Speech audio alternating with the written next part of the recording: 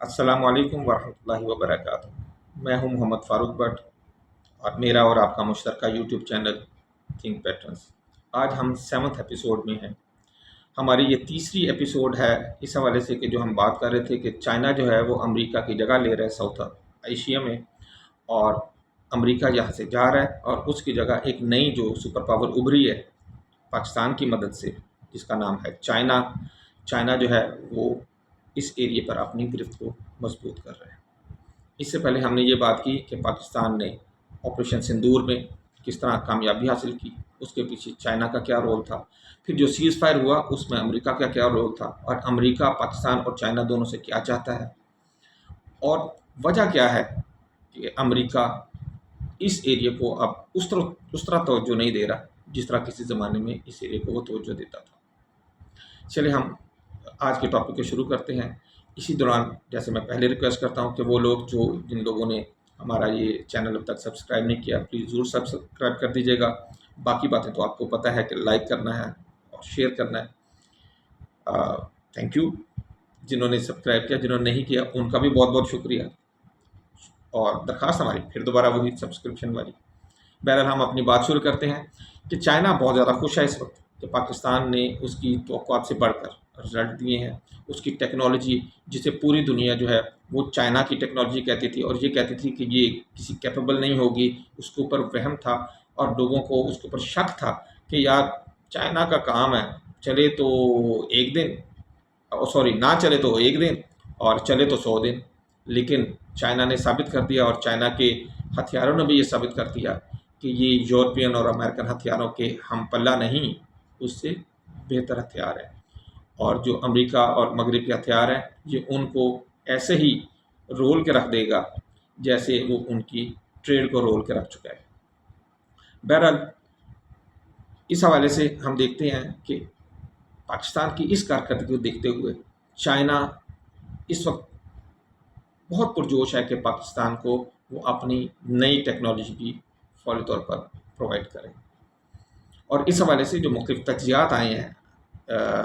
China کی government کی طرف سے اور چائنا کی گورنمنٹ کے جو اسپوک پرسن ہیں ان کی باتوں سے یہ ظاہر ہے، محسوس ہوتا ہے کہ ایک تو وہ خوش بہت ہیں، اور دوسرا ان کی یہ پوری کوشش ہے کہ آنے والے دنوں میں بھی جتنے بھی نئے اور لیٹسٹ ہتھیار ہوں گے وہ ساری کی ساری ٹیکنالوجی وہ پاکستان کے ساتھ شیئر کرتے جائیں گے۔ پاکستان ایک ایسا نہیں ہے کہ ایک کمزور ملک ہے، لیکن اس کے باوجود، اس ساری فتح کے باوجود، یہ کیونکہ اللہ تعالیٰ کی طرف سے بنایا ہوا ایک خصوصی ملک ہے، یہ اللہ تعالیٰ کی دین ہے، تو اس کے سپہ سالار، اس کے عوام اور اس کی حکومت بھی اللہ تعالیٰ کے آگے سرنگوں رہتی ہے اور سجدہ شکر ادا کرتی ہے اور عاجزی اختیار کرتی ہے۔ اسی حوالے سے وزیر اعظم پاکستان نے 3 جو ہیں وہ باتوں کے اوپر زور دیا اور انڈیا سے کہا ہے کہ ہمارے ساتھ تم بائی لیٹرل ٹریڈ کے اوپر بات کرو، تم ہمارے ساتھ پانی کے ایشو کے اوپر بات کرو، اور تم ہمارے ساتھ کشمیر کے ایشو کے اوپر بات کرو، جو سلامتی کونسل کی قراردادیں ابھی تک التوا کا شکار ہیں ان کو ختم کرو، اور ہمارے ساتھ کشمیر کے موضوع کے اوپر بات کرو۔ لیکن آپ جانتے ہیں کہ مودی جو ہے وہ ان تمام چیزوں کو منع کر رہے، روک رہے، اور اس کا خیال یہ ہے کہ ہم نے تو ابھی جنگ ختم ہی نہیں کی ہے، جنگ تو ہم نے ختم کی، ہم نے تو اس میں پاز کی ہے۔ اچھا، یہی پاز جو ہے وہ پاکستان کو کس طرح ہیلپ کر رہا ہے، اس طرح یہی نقطہ میں نے کچھ دن جو اس سے پچھلی قسط میں اس میں بھی ہم نے بیان کیا تھا، لیکن اس کی تفصیل اب ہم آپ کو بیان کرتے ہیں۔ پاکستان کو اس پاز کا بھی بڑا فائدہ ہو رہا ہے۔ سب سے پہلے تو یہ کہ پاکستان نے جو خامیاں دیکھی ہیں، جو تھوڑی بہت اس میں کمی کوتاہی رہ گئی ہے، ساری جو وار ہوئی ہے اس میں جو ہم نے اپنی کمیاں دیکھی ہیں ان کو یہ پورا کر رہے ہیں، انالیسز اپنے کر رہے ہیں، اور ان انالیسز کی بیسس کے اوپر نیا ایکوپمنٹ بھی لے کے آ رہے ہیں، اپنی ٹریننگ کو بھی اس طرح بہتر کر رہے ہیں، اور اپنی نئی اسٹریٹجیز بنا رہے ہیں تاکہ آنے والے دور میں ہم ان کو زیادہ بہتر طریقے سے آزما سکیں۔ اسی طرح جیو پولیٹیکل جو پوزیشن ہے اس کو بہتر کرنے کے لیے، اس کو اسٹرینتھن کرنے کے لیے پاکستان کے وزیر اعظم نے 4 ملکوں کا ابھی ریسنٹلی دورہ بھی کیا ہے، اور اس کے علاوہ اپنے بہت سارے دوسرے ممالک جو ہیں ان میں، جیسے افغانستان میں ہمارا وزیر خارجہ کی ملاقات ہوئی ہے افغانستان کے وزیر خارجہ سے، چائنا کے اندر یہ ایک بہت بڑا بریک تھرو تھا جس میں افغانستان کو یہ سمجھایا گیا ہے کہ بھائی تم پاکستان کے اگر ساتھ امن کے ساتھ رہو گے تو اس میں تمہارا بھی فائدہ ہے، پاکستان کا بھی فائدہ ہے۔ تو ہمیں یہ ایسے محسوس ہو رہا ہے کہ ہماری مغربی سرحد امید ہے کہ انشاءاللہ بہت جلد امن والی ہو جائے گی، اور یہاں سے جو ہمیں پرابلم آ رہی تھی وہ کافی حد تک کم ہو جائے گی۔ اسی طرح پھر ایران کی طرف سے ہمیں بہت زیادہ شکایتیں تھیں۔ ایران کے ساتھ بھی پاکستان نے وزیر اعظم پاکستان خود گئے ہیں اور ان کے ساتھ بات کی ہے، اور آپ کی نظر سے وہ خبریں گزری ہوں گی، جو 3 بھارت کے جو لوگ ہیں وہ مسنگ ہے ایران میں۔ میرا ذاتی طور پہ خیال ہے وہ مسنگ شسنگ کوئی نہیں ہے، وہ کہیں پاکستان نے پکڑ لیے ہیں، اور عنقریب جیسے ہی ایک اچھا وقت دیکھے گا پاکستان تو ان کو سامنے لے کے آئے گا، اور پھر چھتر پولا جو ہے وہ انڈیا کا کیا جائے گا۔ اور انڈیا جو ہے وہ پہلے ہی اس لیے واویلا کر رہا ہے کہ وہ لوگوں کو یہ بتا سکے کہ پاکستان نے یہ ایران سے اس کے 3 بندے اٹھائے ہیں، لیکن ایران سے ہمیں اٹھانے کی ضرورت نہیں تھی۔ وہ لازمی ضلالت کے لیے ادھر آئے ہوں گے، پاکستان میں تشدد کے لیے وہ ادھر آئے ہوں گے، اور پاکستان نے انہیں پکڑ لیا ہوگا، اور امید ہے کہ انشاءاللہ بڑی جلد وہ منظر عام پہ آ جائیں گے۔ یا تو وہ منظر عام پہ آ جائیں گے، اگر مارے گئے ہیں تو پھر وہ اللہ جانے اور وہ خود جانے ان کے ساتھ کیا ہوگا۔ پاکستان اب جس طرح ایمرج ہو رہا ہے دنیا کے سامنے، ہم اس کے 4 آپ کو نکات بتاتے ہیں۔ جو پاکستان کی ایک تصویر ابھر کر سامنے آئی ہے وہ کس طرح کی ہے۔ نمبر 1 تو یہ ہے کہ پاکستان کو اب دنیا انڈیا کے ہم پلہ قرار دے رہی ہے۔ پاکستان کو دنیا یہ سمجھ رہی ہے کہ پاکستان جنگی لحاظ سے، ملٹری کے حوالے سے انڈیا سے کمتر تو ہے ہی نہیں، بلکہ اس سے بہتر ہے۔ دیکھیں، یہ 6 مئی سے پہلے اس طرح دنیا ہمارے متعلق نہیں سوچتی تھی۔ دنیا کا خیال یہ تھا کہ جب دل کرے گا انڈیا جو ہے وہ پاکستان کو دبا لے گا۔ 10 مئی کے بعد 6 سے 10 مئی تک ساری دنیا نے دیکھا ہے کہ جو ہوا ہے، اب دنیا کا یہ خیال ہے، 99.9% کیسز میں دنیا کا یہ خیال ہے کہ پاکستان اگر اس سے انڈیا سے بہتر نہیں تو کم بھی نہیں ہے۔ پھر پاکستان ایک پاورفل ملٹری کے طور پر دنیا کے سامنے آ گیا ہے، اور جتنی بھی رینکنگز ہیں، اب جو 2025 کی نئی رینکنگ جاری ہوگی اس کو آپ کمپیئر کر کے دیکھ لیجئے گا 2024 کی رینکنگ کے ساتھ، پاکستان 3 سے 4 درجے اوپر جا چکا ہوگا۔ اور پھر پاکستان کی جو جیوگرافی ہے اس کی افادیت لوگوں کے سامنے آنا شروع ہو گئی ہے کہ پاکستان جیوگرافیکلی کتنا ضروری ہے سی پیک کے لیے۔ اور اگر سی پیک پاکستان سے اس کو ہم بڑھا کے ایران تک لے کے جاتے ہیں اور افغانستان تک لے کے جاتے ہیں، اور پھر افغانستان سے آگے سینٹرل ایشیا تک، اور ایران کے راستے اگر ہم اس کو بڑھاتے ہیں اور ترکی تک لے کے جاتے ہیں، اور اسی طرح ہم عراق، اور عراق سے پھر ہم سعودی عرب کی طرف نکل جاتے ہیں، تو پاکستان اس سارے ایریا کو جوڑنے والا ایک سینٹرل ہب بن جائے گا۔ اور پھر چوتھی بات جو دنیا کی نظر میں آئی ہے کہ پاکستان اکیلا نہیں ہے، اس کے ساتھ ترکی بھی ہے، اس کے ساتھ آذربائیجان بھی ہے، اس کے ساتھ ایران بھی ہے، اس کے ساتھ سعودیہ بھی ہے، اور سب سے بڑھ کر اس کے پیچھے جو سب سے بڑا ہاتھ ہے وہ چائنا کا ہے۔ اور اللہ تعالیٰ نے اپنا کرم کیا پاکستان کے اوپر، پاکستان کی ایک دھاک بٹھا دیا دنیا کے اوپر۔ اور یہی وجہ ہے کہ اس وقت ٹرمپ کا بہت ہی کم انٹرسٹ رہ گیا ہے ساؤتھ ایشیا کے اندر،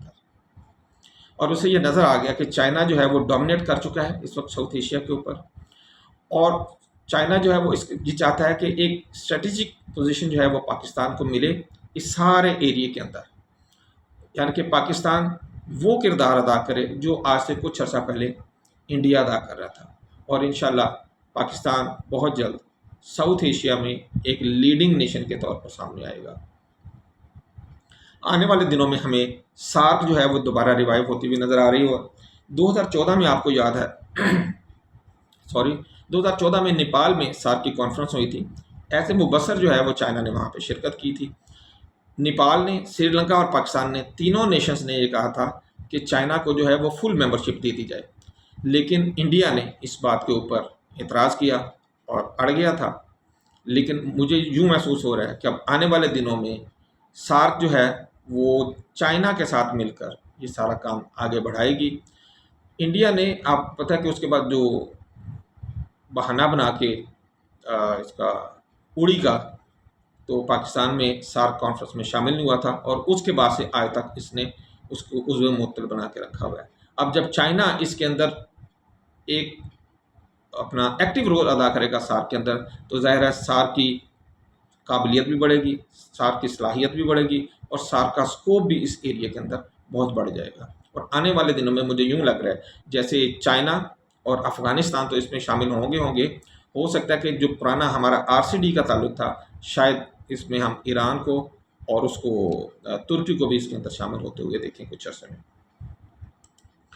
इन्हीं सारी चीज़ों में हमने ये देखते हैं कि जो हमारा टॉपिक था कि चाइना किस तरह रिप्लेस कर रहा है साउथ एशिया में अमेरिका को, तो हम अपने टॉपिक के बिल्कुल एंड के ऊपर आकर इसका हम खुलासा आपके साथ बयान करते हैं, एक समरी आपको बताते हैं। वो ये है कि एक तो तमाम नेबर्स, आपने देखा होगा नेपाल, श्रीलंका और मालदीव, बांग्लादेश, पाकिस्तान, ये सारे के सारे जितने भी ममालिक हैं, भूटान को सिर्फ छोड़कर, भूटान तो खैर उसकी बेचारे की वैल्यू ही नहीं है, उसकी तो खारजा पॉलिसी भी इंडिया की अंडर है, तो उस बेचारे ने खुद तो कोई फैसला करना नहीं है। इसके अलावा बाकी तमाम ममालिक जितने भी हैं, जितने भी इंडिया के आसपास के ममालिक हैं, तमाम के अंदर चाइना इस वक्त मौजूद है और उनमें उनको इंफ्रास्ट्रक्चर के डेवलपमेंट में हेल्प आउट भी कर रहा है और इसी हवाले से वो आहिस्ता आहिस्ता अपनी जड़ें मजबूत कर रहा है। श्रीलंका में उसने बंदरगाहें बना ली हैं, मालदीव में भी उसके जहाज़ फिर रहे हैं, नेपाल में भी वो काम कर रहा है, बांग्लादेश में भी वो काम कर रहा है, बांग्लादेश से भी उसने बंदरगाह की बात कर ली है। और इसी तरह एक बिल्कुल 18 किलोमीटर दूर है इनके सिलीगुड़ी कॉरिडोर से, एक पुराना था 1971 का बंद किया हुआ एक एयरबेस था, उसको दोबारा एक्टिव किया जा रहा है। तो चाइना इस वक्त बिल्कुल एंटर हो गया है और उसने इंडिया को चारों तरफ से इस वक्त घेर लिया है। इंडिया के हालात ये हैं कि वो जैसे आपको सिल्क वॉर्म होता है, जैसे होता है ना रेशम का कीड़ा, और वो अपने आसपास बुन लेता है और फिर उसके अंदर ही, उस खोल के अंदर ही वो खुद मर जाता है और फिर बाद में सिल्क ही रह जाता है उसके आसपास। तो इंडिया अपने साथ बिल्कुल वही करता जा रहा है जो एक सिल्क वॉर्म अपने साथ करता है और ये ऐसी खुदकुशी कर रहा है कि ये बिल्कुल अकेला होकर अपनी मौत का इंतज़ार कर रहा है। चले हम भी इंतज़ार करते हैं।